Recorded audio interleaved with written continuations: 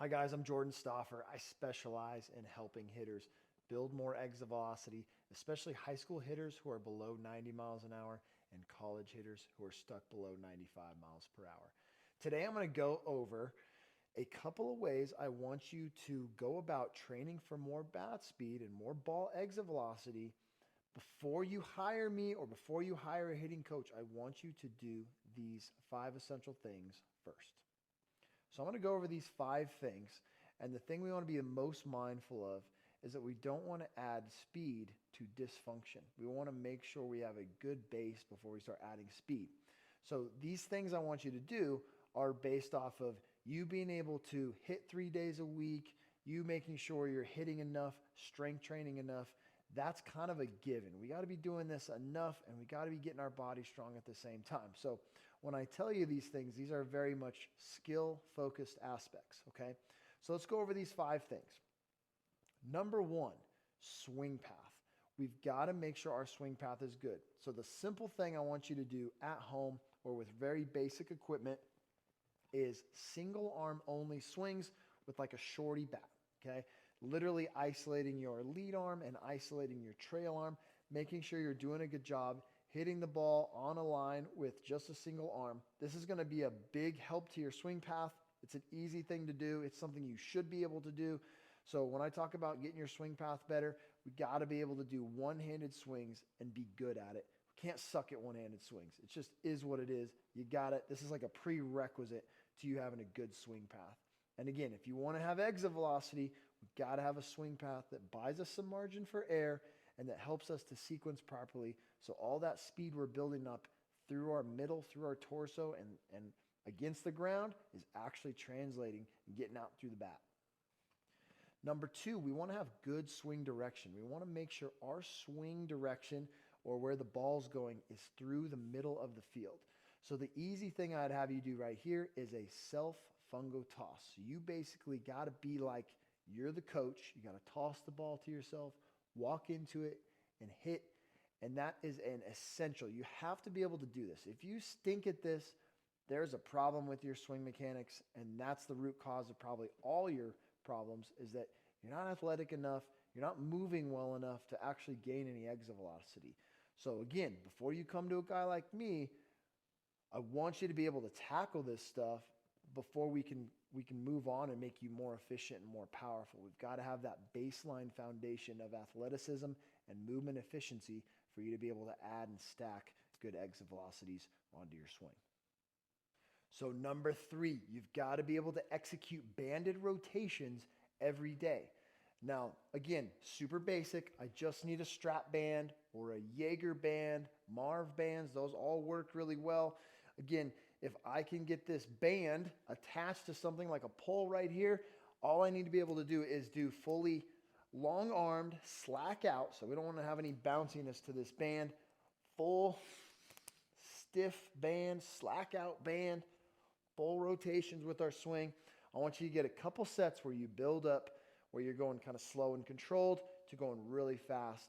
A banded swing is really helpful because it helps you use the ground, sequence from the ground up, and feel some resistance before you get in the cage. Again, this is going to be something that's going to help build the foundations you need to stack on exit velocity quickly.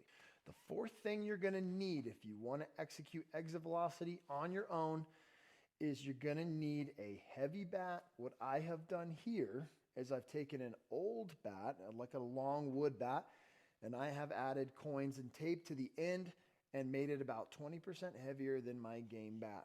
So this can be done pretty cheaply. I still to this day do this pretty cheaply because I need a lot of different bats. Some of them break, and so I'm just constantly replacing them. So I like to have a lot of bats like this that are hanging around. They do the trick pretty well. You got to swing with good intent. You got to swing with the intent to go fast. Now, not only do you need a heavy bat, you need a light bat to kind of pair with the heavy bat because we don't want to get into sluggish mode where we're swinging heavy bat and we're kind of overdoing it and we're over swinging and we're getting a little bit long.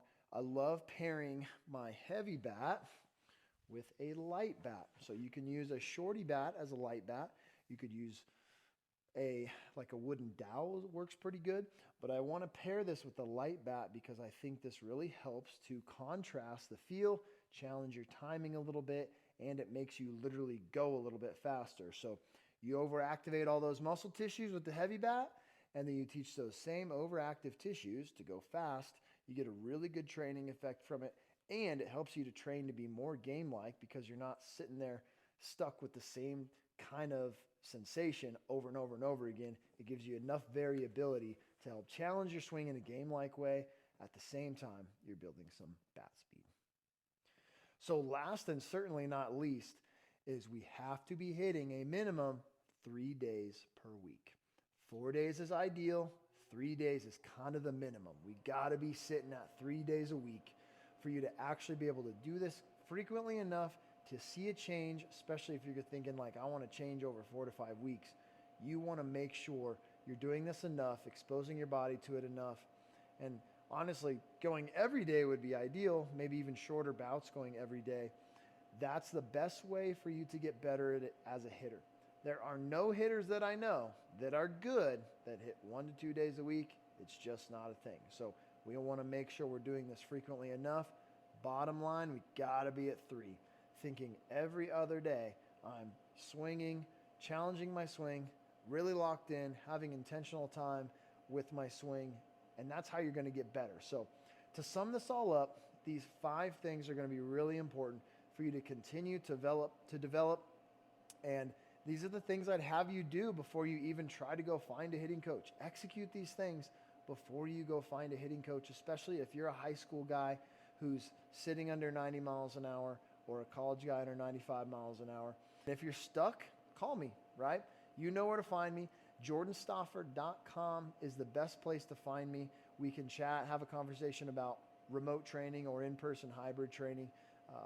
And hopefully this is super helpful for you guys. Don't be afraid to comment, subscribe at the button below for me, and continue to follow my videos. And hopefully this is something that helps you. And if it's not you directly, save this, share this with somebody else. Thanks for watching. Again, this is Jordan Stauffer.